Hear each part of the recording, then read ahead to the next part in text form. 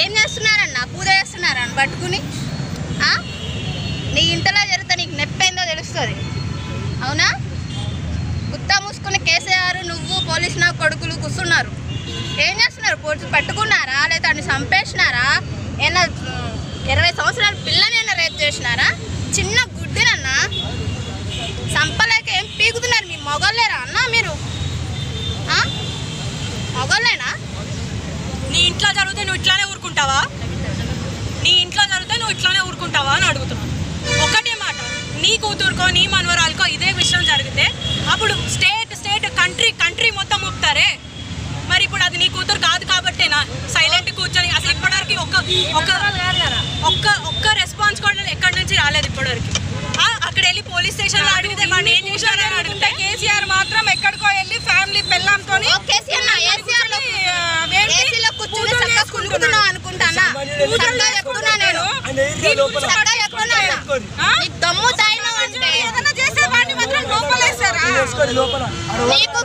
అన్న నీకు దమ్ము ధైర్యం ఉంటే నువ్వు మొగడు అయితే ఓ పోలీస్ అన్న నీకు కూడా చెప్తున్నా, ఆ నా కొడుకుని సత్తా అడ్డంగా నరికేస్తే అప్పుడు మీరు మొగడు అనిపించుకోండి, మీ సమ్మె వేలేయండి.